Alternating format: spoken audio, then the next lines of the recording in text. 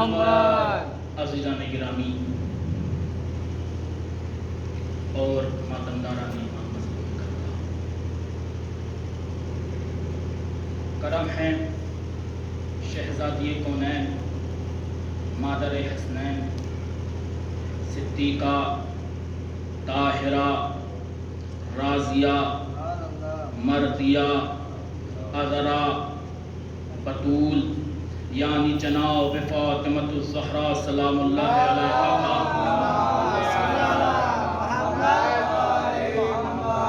کہ انہوں نے ہمیں اس لائق سمجھا کہ ہم ان کے بیٹے کا فرش عزا بچھا سکیں،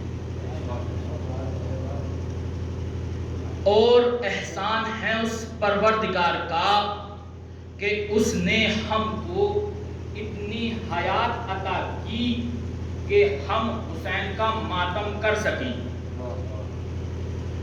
عزیزان گرامی، میں اس فرش کو فرش عزا مانتا ہی نہیں، کیوں؟ اس وجہ سے کہ جب اس پر عرش والے آ کر بیٹھتے ہیں تو یہ فرش عزا نہیں بلکہ عرش بھی بلند ہو جاتا ہے۔ یہ فرش عزا نہیں، یہ عرش بھی بلند ہو جاتا ہے۔ صلوات پڑھے محمد وآل محمد۔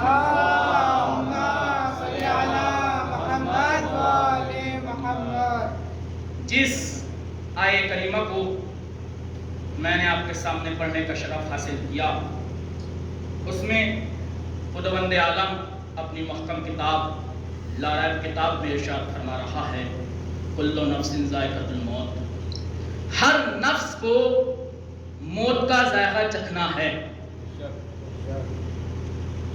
مجھے یہ بتائیے گا خداوند عالم نے قرآن مجید میں یہی کیوں فرمایا کہ ہر نفس کو موت کا ذائقہ چکھنا ہے؟ یہ کیوں نہیں فرمایا کہ ہر نفس کو مرنا ہے؟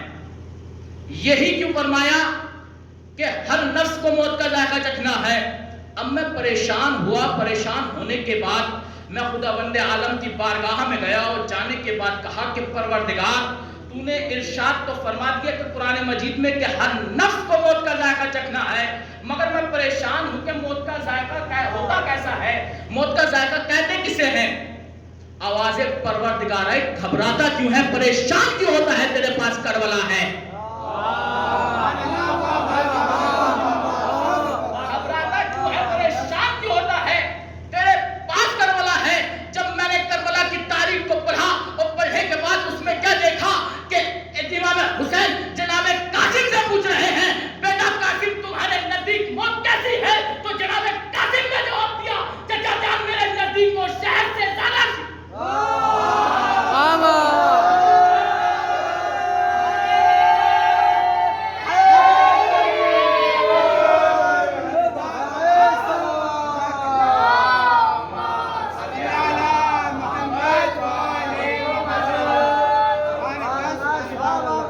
چچا جان میرے نزدیک موت شہد سے زیادہ شیریں ہے، اور موت شہد سے زیادہ شیریں ہر کسی کے لیے نہیں ہوتی، صرف اس کے لیے ہوتی ہے کہ جس کے دل میں کربلا ہو، جس کے دل میں محبت علی ہو۔ دیکھیے جناب قاسم نے دعویٰ کیا تھا میرے نزدیک موت شہد سے زیادہ شیریں ہے۔ اب آپ کسی سے دعویٰ کریں گے تو اس کی دلیل پیش کریں گے، اور دلیل پیش کرنی لازمی اور ضروری ہوتی ہے۔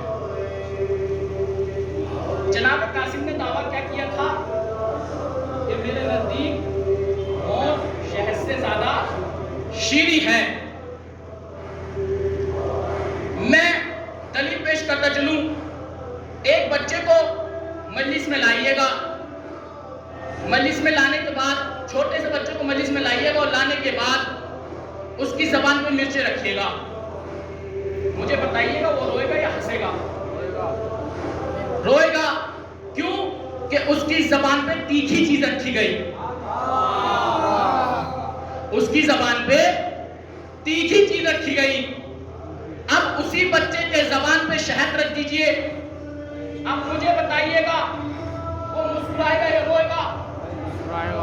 مسکرائے گا نا۔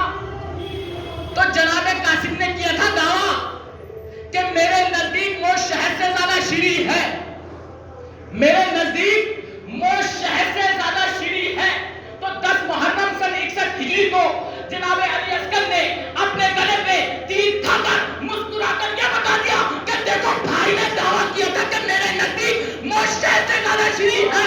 میرے گلے پہ تیر کھا کر مسکرا کر بتا دیا کہ دیکھو وہ شہد سے زیادہ شیریں بھی ہے, اور میں نے دلیل بھی پیش کر دی.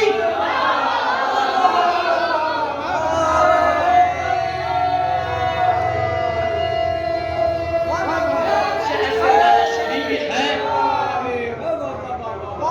اور میں نے دلیل بھی پیش کر دی.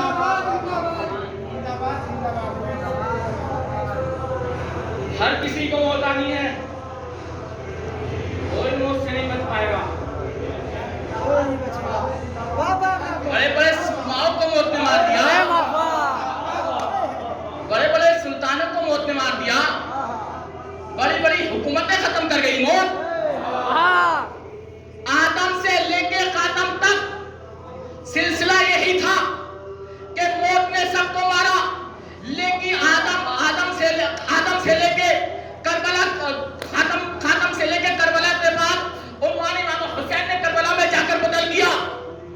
موت کا عنوان امام حسین نے کربلا میں جا کر بدل دیا.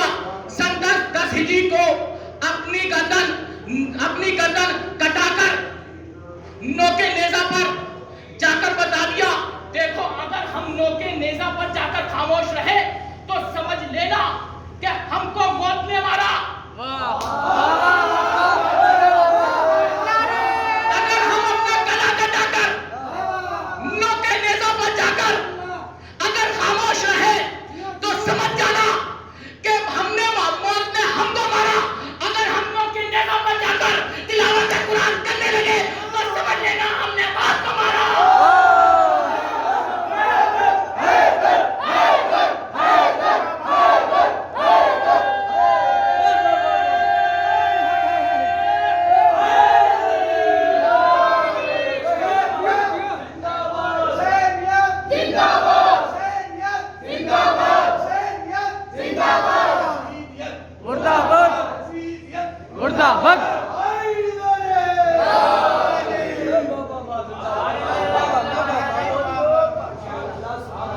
موت ہر کسی کے لیے آسان نہیں ہوتی, صرف موت اس کے لیے آسان ہوتی ہے جس کا ایمان کربلا پر ہو, جس کے دل میں محبت علی ہو.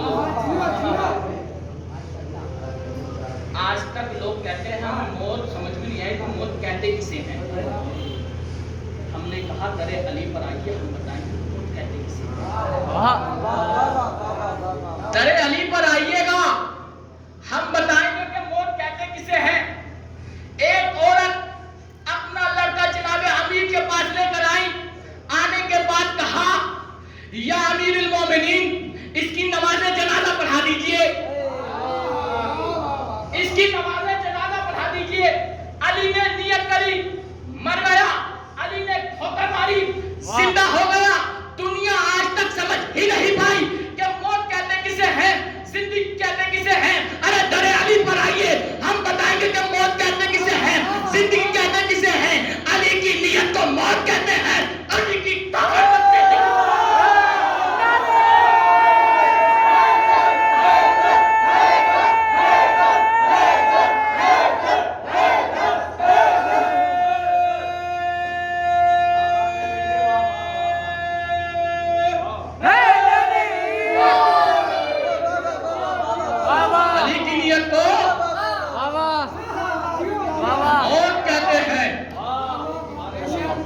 علی کی ٹھوکر کو زندگی کہتے ہیں. ہر کسی کے لیے موت آسان نہیں ہوتی, اور جو علی کا چاہنے والا ہوتا ہے وہ مرنے کے بعد مولا علی سے ملتا ہے. نہ دوستوں نہ کسی اجنبی سے ملتا ہے, نہ دوستوں نہ کسی اجنبی سے ملتا ہے. جو حوصلہ مجھے ناد علی سے ملتا ہے, میں جانتا ہوں یہی موت کی حقیقت ہے. علی کا چاہنے والا علی سے ملتا ہے.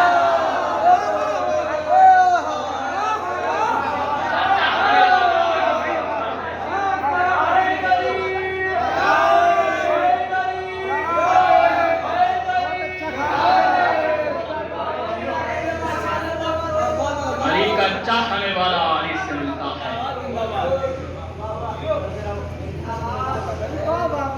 موت ہر کسی کے لیے آسان نہیں ہوتی. دل میں ولایت علی, محبت علی, موت آسان ہو جائے گی. ملک الموت آپ کے در پر آ کے یہ نہیں کہے گا کہ میں آپ کی روح قبض کر لوں، وہاں پہ یہ نہیں کہے گا 1 کروڑ روپے لے لو، 2 کروڑ روپے لے لو، 3 کروڑ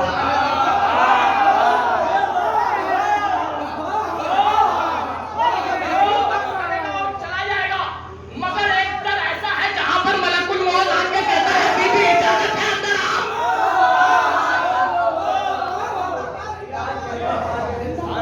اجازت ہے اندر آؤ۔ موت ہر کسی کو آنی ہے، موت سے کوئی نہیں بچ پائے گا، موت ضروری لازمی ہے۔ صلوات پڑھے محمد و آل محمد پر۔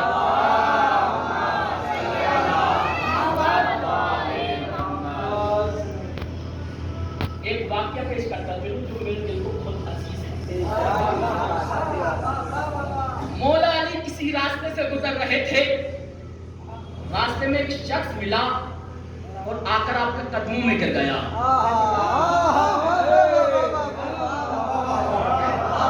مولا علی نے پوچھا یہ تم کیا کر رہے ہو؟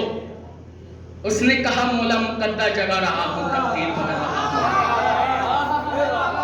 میرے مولا نے کہا کہ تیرا مقدر بھی جا گیا، تیری تقدیر بھی بدل گئی۔ اس نے پوچھا مولا کیسے؟ کہا یہ مت پوچھ کیسے، تجھے قدموں میں گرنے میں دیر ہو سکتی ہے، علی کے مقدر بدلنے میں دیر نہیں ہو سکتی۔ ہمارا بھی تو یہی کہنا ہے کہ قبر میں تختے رکھنے میں دیر ہو سکتی ہے، علی کے آنے میں۔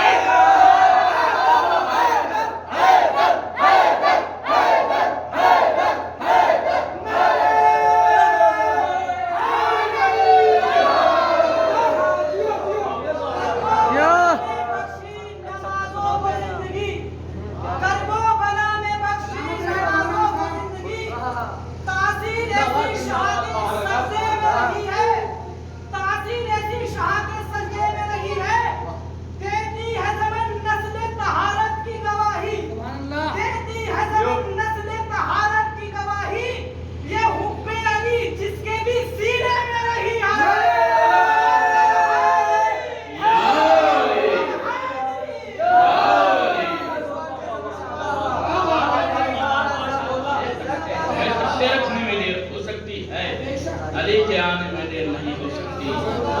ہر کس کی قبر میں مولا علی نہیں آئیں گے، جس کے دل میں ولایت نہیں ہوگا، پتہ نہیں صرف اس کی۔ اور روایت میں ملتا ہے کہ جب رسول خدا ارشاد فرماتے ہیں کہ جب مجھے آسمان کی معراج کرائی گئی اور میں بہشت میں داخل ہوا تو میں نے دیکھا کہ وہاں بہت سی چمکتی ہوئی اور سفید زمین ہے، بہت سی چمکتی ہوئی اور سفید زمین ہے، اور میں نے دیکھا کہ اس میں رہنے والا کوئی بھی نہیں۔ میں نے دیکھا صرف 2 فرشتے ہیں، جو ایک سونے کی اینٹ بناتا ہے اور ایک چاندی کی اینٹ بناتا ہے۔ میں ان کے پاس، رسول خدا فرماتے ہیں، میں ان کے پاس گیا اور جانے کے بعد پوچھا کہ میں نے دیکھا کہ تم کبھی اینٹ بنانے میں مشغول ہو جاتے ہو، کبھی اپنے ہاتھ کو روک لیتے ہو، کیا ریزن ہے، کیا سبب ہے؟ تو انہوں نے کہا کہ جب ہمارا خرچ ہمارے پاس آ جاتا ہے تو ہم اینٹ بنانے میں مشغول ہو جاتے ہیں، اور جب ہمارا خرچ ہمارے پاس نہیں آتا تو ہم اپنا ہاتھ اینٹ سے اٹھا لیتے ہیں۔ جناب رسول خدا نے دریافت کیا کہ تمہارا خرچ ہے کیا؟ کہا جب کوئی بندہ مومن زمین پر اس ذکر کا ورد کرتا ہے، سبحان اللہ والحمدللہ ولا الہ الا اللہ واللہ اکبر، تو ہم اپنا ہاتھ اینٹ بنانے میں مشغول کر لیتے ہیں، اور جب کوئی بندہ مومن اس ذکر سے اپنی زبان کو روک لیتا ہے تو ہم اپنا ہاتھ اٹھا لیتے ہیں۔ صلوات پڑھے محمد و آل محمد۔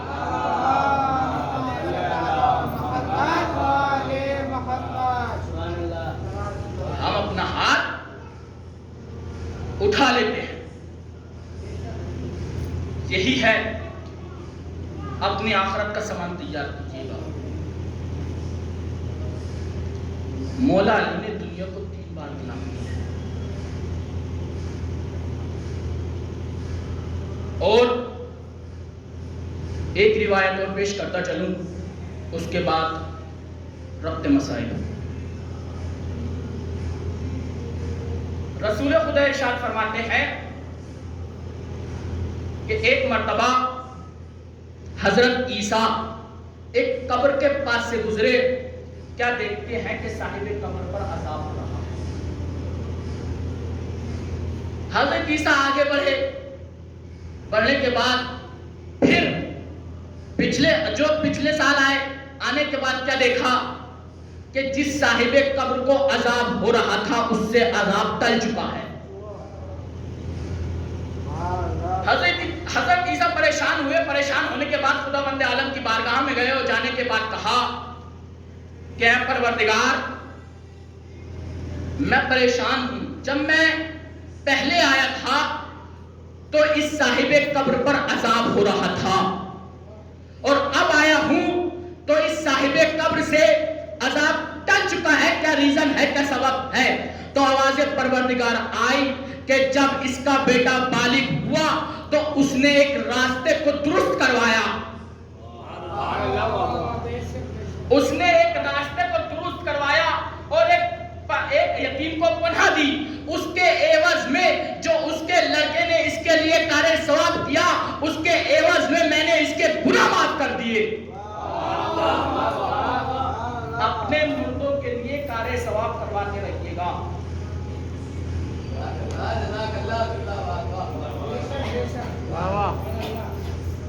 اور یہی ذریعہ ہے صرف محبت اہل بیت جو آپ کو جنت میں لے جائے گا۔ بس اللہ دارو، ایک مرتبہ جناب سکینہ امام سجاد کی خدمت میں آئی، آنے کے بعد کہا بھیا سجاد مجھے یہ بتائیے گا کہ پیاس کی کتنی منزلیں ہوتی ہیں؟ یہ منظر جناب زینب دیکھ رہی ہوتی ہیں، ایک مرتبہ کہتی ہیں بیٹی سکینہ تم یہ کیسا سوال کر رہی ہو؟ ہاں زادارو، ایک مرتبہ امام سجاد فرماتے ہیں پھوپھی اماں میں وقت کا امام ہوں اور مجھ پہ سوالوں کے جواب دینے لازم ہیں۔ ایک مرتبہ امام سجاد فرماتے ہیں بہن سکینہ پیاس کی 4 منزل، بہن سکینہ پیاس کی 4 منزلیں ہیں۔ ایک مرتبہ جناب سکینہ پوچھتی ہیں بھیا سجاد مجھے یہ بتائیے پیاس کی پہلی منزل کیا ہوتی ہے؟ ہاں زادارو، ایک مرتبہ امام سجاد فرماتے ہیں بہن سکینہ پیاس کی منزل پہلی وہ ہوتی ہے کہ جب انسان کی آنکھوں کے سامنے اندھیرا چھا جائے اور انسان کو کچھ دکھائی نہ دے۔ ہاں زادارو، جناب سکینہ پوچھتی ہیں بھیا سجاد وہ پیاس کا کیسا منظر ہوتا ہے؟ کہا جب تیرا بھیا قاسم وقت شہادت بابا حسین کے پاس آیا نا، اور آنے کے بعد کہا چچا جان مجھے کچھ نظر نہیں آتا، وہ پیاس کی پہلی منزل میں تھا۔ چچا جان مجھے کچھ نظر نہیں آتا۔ ہاں زادارو، ایک مرتبہ جناب سکینہ پوچھتی ہے بھیا سجاد مجھے یہ بتائیے گا کہ پیاس کی دوسری منزل کیا ہوتی ہے؟ ہاں زادارو، ایک مرتبہ امام سجاد فرماتے ہیں بہن سکینہ جب انسان کی زبان خشک ہو جائے اور منہ میں چپک جائے، جب انسان کی زبان خشک ہو جائے منہ میں چپک جائے، امام سجاد جناب سکینہ فرماتی ہے بھیا سجاد وہ پیاس کا منظر کیسا ہوتا ہے؟ کہا جب تیرا بھیا علی اکبر وقت شہادت امام حسین کی خدمت میں حاضر ہوا، حاضر ہونے کے بعد کہتا ہے بابا جان اگر مجھے 2 گھونٹ پانی مل جائے تو میں ان ظالموں کو بتا دوں کہ بنی ہاشم کے شیر کیسے ہوتے ہیں۔ ہاں زادارو، ایک مرتبہ امام حسین فرماتے ہیں بیٹا علی اکبر پانی تو نہیں ہے، اپنی زبان میری زبان میں نا، جیسے ہی جناب علی اکبر نے اپنی زبان باپ کی زبان میں ڈالی ایک دم سے نکال دی، کہا بابا آپ کی زبان تو مجھ سے بھی زیادہ خوش۔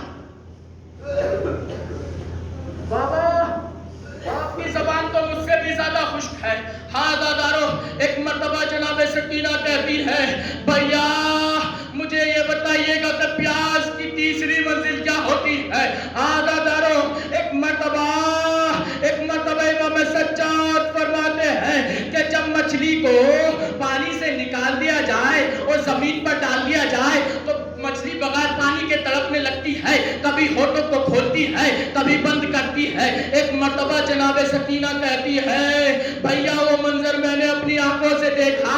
کہا جب میرے بابا علی اصغر کو کربلا کے میدان میں لے کر گئے تو کبھی میرا بھیا ہونٹوں کو کھولتا تھا کبھی بند کرتا. جزاک اللہ جزاک اللہ. خدا کسی غم میں نہ رلائے سوائے غم مظلوم کربلا کے. کبھی میرا بھیا ہونٹوں کو کھولتا تھا کبھی بند کرتا تھا. ہاں دادارو ایک مرتبہ جناب سکینہ کہتی ہے بھیا پیاس کی چوتھی منزل کون سی ہوتی ہے. ایک مرتبہ امام سجاد فرماتے ہیں کہ جب چوتھی منزل پیاس کی وہ ہوتی ہے کہ جب انسان کے جسم سے نمی ختم ہو جائے اور اس کا جو گوشت ہو وہ چھٹنے لگے اور زیب تن جو لباس ہو وہ ہڈیوں سے جا کر چپک جائے.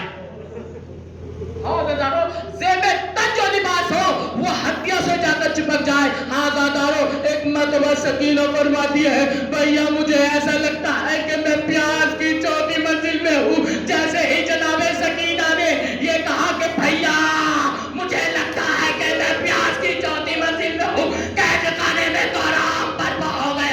ہائے سکینہ ہائے سکینہ انا للہ و تسلیما لامر ماتم حسین.